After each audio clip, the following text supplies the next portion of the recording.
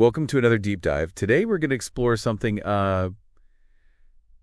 pretty amazing, I think. Yeah. The journey of how sand, just ordinary sand, transforms into glass. It really is kind of magical when you think about it. Yeah, you got this rough, granular sand that we see everywhere, and then it becomes this smooth, transparent material like we see in windows, or even like beautiful crystal vases. Exactly. And the process is just fascinating. Yeah. So let's start with sand itself. Like what is sand exactly? I mean, I think we kind of have a general idea, but Yeah, I think most people think of sand as just like one thing, but it's actually a lot more diverse than that. oh, really? Yeah.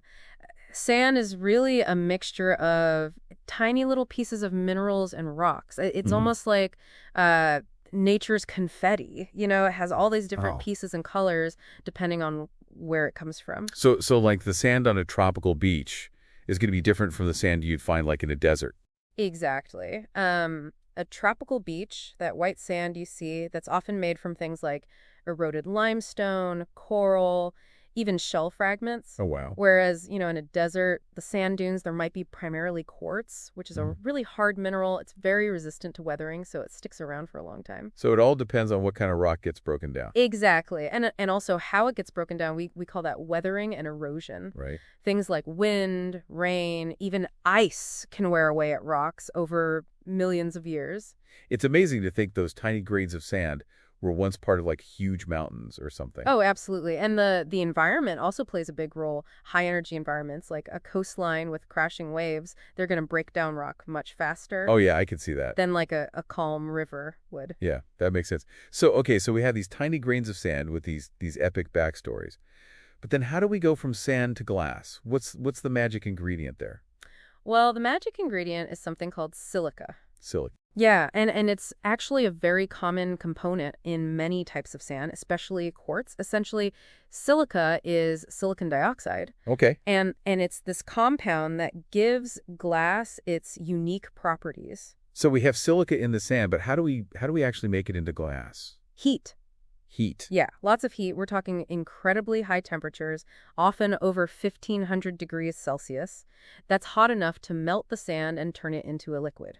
Wow. Melting sand. I never really thought about it like that. Yeah, it's pretty incredible. And as that molten sand cools, its molecules, they don't actually have time to arrange themselves into a regular structure Hmm. like most solids. Instead, they kind of stay jumbled up, forming what we call an amorphous structure. An amorphous structure. So it's like the molecules are kind of frozen in a state of disarray. Exactly. And it's this disordered arrangement that gives glass its transparency and its ability to be molded into different shapes. Wow. That's amazing. So we've gone from sand to this molten liquid to this unique solid structure, but not all glass is created equal, right? Absolutely not. There are all sorts of different types of glass, each with its own unique properties. Okay, so how do we get these different types of glass? By adding other ingredients to the molten silica, like think of it like a recipe. You can adjust the ingredients Okay. to get the desired outcome. That's a great analogy. So what kind of ingredients are we talking about? Well, the most common type of glass that we see is called soda lime glass. It's used for things like windows and bottles. Okay. And to make soda lime glass, we add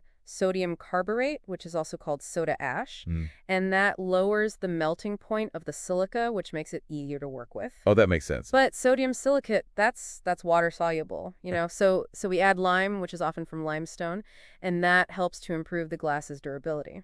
Okay, so it doesn't dissolve when it gets wet. Exactly. And those are just a couple of the ingredients that go into making soda lime glass. There are others as well, like magnesium oxide and aluminum oxide. Wow.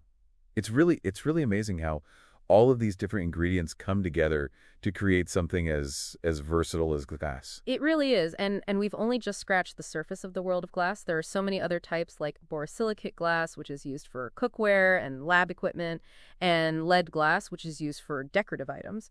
Fascinating. And each type of glass has its own unique set of properties. Well, this is already blowing my mind, and we've only just begun to explore the world of glass.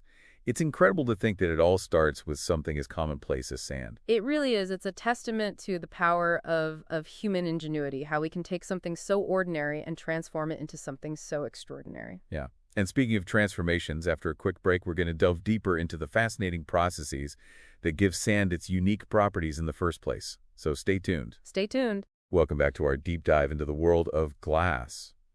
Now, before we get back to, the actual process of making glass, I think it'd be really interesting to take a step back Okay. and explore how sand itself is formed.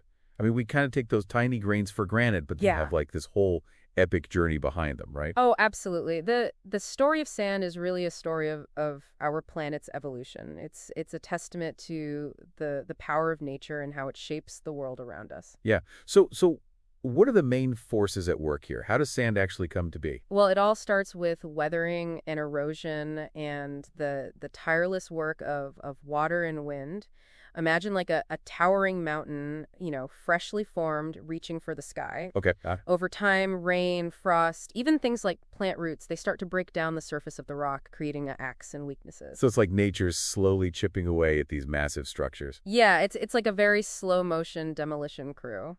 And then wind and water come into play. They carry smaller rock fragments, and as these fragments tumble downstream or get blown across the landscape, Yeah. they collide with other rocks, breaking down into even smaller pieces. It's like a giant rock tumbler, constantly grinding and refining those particles over millions of years. It's mind-blowing to think that something as small as a grain of sand was once part of a mountain range. I know, right? It's incredible. And the environment really dictates how this process unfolds, like high energy environments, like crashing waves on a coast or fast flowing rivers. Right. They can break down rocks much, much faster than calmer settings. That makes sense. I mean, a gentle stream is not going to have the same impact as a raging torrent. Exactly. And that's why you see such a huge variety in the composition of sand, depending on where it comes from, like the type of rock that's being eroded, the energy of the environment. It all contributes to the unique characteristics of the sand.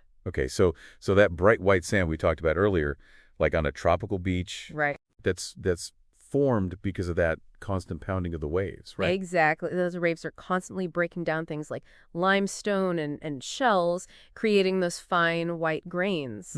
Fascinating. It's like each grain of sand has its own little story to tell. It really does. And that story doesn't end with erosion. I mean, wind and water, they continue to transport these grains, sometimes over vast distances, Right. and they deposit them, sometimes in massive quantities, creating those incredible beaches and deserts we see around the world. It's amazing to think about those vast stretches of sand and knowing that they were all formed by these slow, persistent forces of nature. It really is. And to think those tiny grains are the very foundation of the amazing material we know as glass, which is what we're going to delve into next. Okay, yeah. So we've explored the origins of sand. Now let's get back to that process of transformation where heat and human skill come together to turn those humble grains into this incredible material, glass. Let's do it. Okay, so we've journeyed from, those majestic mountains to these tiny grains of sand, and now we're finally at the heart of the matter. How does sand actually become glass? Yeah, this is where the real magic happens. It's a combination of intense heat and human ingenuity. And as we talked about earlier, silica is really the key ingredient in this whole transformation. So it's all about like unlocking the potential of that silica, right? Like coaxing it to transform from those granular grains into this smooth, often transparent material. Exactly. Yeah. And the key to unlocking that potential, it's heat. We're talking about temperatures that exceed 1,500 degrees Celsius. I mean, it's like a fiery inferno that melts the sand, turns it into this viscous, flowing liquid. 1,500 degrees Celsius? Wow, that's hot enough to melt, I mean, almost anything I can think of. What actually happens to the silica at that temperature? Well, at those extreme temperatures, the bonds that are holding those silica molecules together in their solid form, they start to break down. It's like loosening the grip on a tightly packed structure, and it allows the molecules to move more freely. So the heat essentially sets those silica molecules free, And then they're able to flow and transform. Exactly. Yeah, and that's where the human element really comes in. Skilled glassmakers, they carefully control the cooling process of this molten silica, and that prevents it from going back to its original like ordered crystalline structure. So it's like cooling it down quickly enough that the molecules don't have time to realign themselves. You got it. Yeah, it's like hitting the pause button on a molecular dance. You're freezing those silica molecules in this state of organized chaos, and that's really the secret behind glass's unique properties. So that disordered arrangement, that's what gives glass its transparency and its ability to be molded. Precisely. And the beauty of glassmaking, it lies not only in melting the sand, but also in our ability to manipulate its properties by adding other ingredients to that molten mix. You can think of it like a chef carefully selecting spices and ingredients to create a culinary masterpiece. Oh, okay. So let's talk about some of those glass recipes that we mentioned earlier. Soda lime glass, which is, the kind that's used for windows and bottles. What makes that particular type so well suited for those applications? Well, for soda lime glass, we add sodium carbonate, which is also known as soda ash, and that's added to the silica melt to lower the melting point, which just makes it easier to work with. Okay. But sodium silicate, that's actually water soluble. Oh, so you wouldn't want that in your drinking glass. Exactly. You wouldn't want your glass dissolving every time you took a sip of water. Right, of course. So to combat that, lime, which is often derived from limestone, is added, and lime increases the glass's durability and makes it resistant to water. And along with lime, ingredients like magnesium oxide and aluminum oxide, those also play a role in enhancing the strength and workability of the glass. So each ingredient has a specific purpose, and it's all carefully calibrated to achieve those desired properties. It's really a delicate balance of chemistry and artistry. Absolutely. Yeah. And then you have, borosilicate glass like Pyrex, and that's renowned for its ability to withstand these drastic temperature changes without cracking, which makes it perfect for, cookware and lab equipment. Ah, so that's why my Pyrex measuring cup can go from the freezer to the microwave without shattering. Exactly. Yeah, the addition of boron oxide to the silica melt is what gives borosilicate glass that remarkable thermal resilience. It alters the structure of the glass, allowing it to expand and contract with temperature changes without experiencing any stress fractures. Wow, that's fascinating. It's incredible how a seemingly small tweak in the recipe can lead to such significant changes in the final product. What about lead glass? What makes that one different? Lead glass, that's all about aesthetics. The addition of lead oxide that increases its refractive index, which gives it that brilliant sparkle and that clear ringing sound. And it also makes the glass softer, which makes it ideal for intricate cutting and engraving work. That's why it's often used for high quality glassware and decorative objects.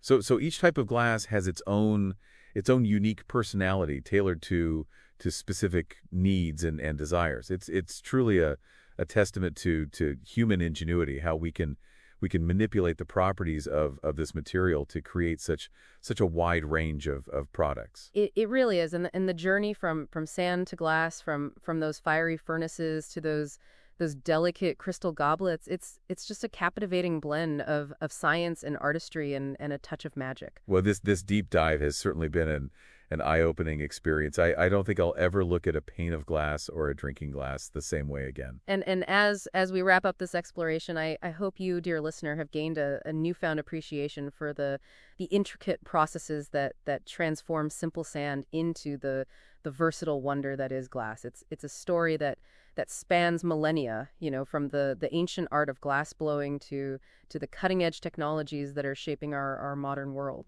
It's a story that really highlights the power of observation and experimentation and human creativity.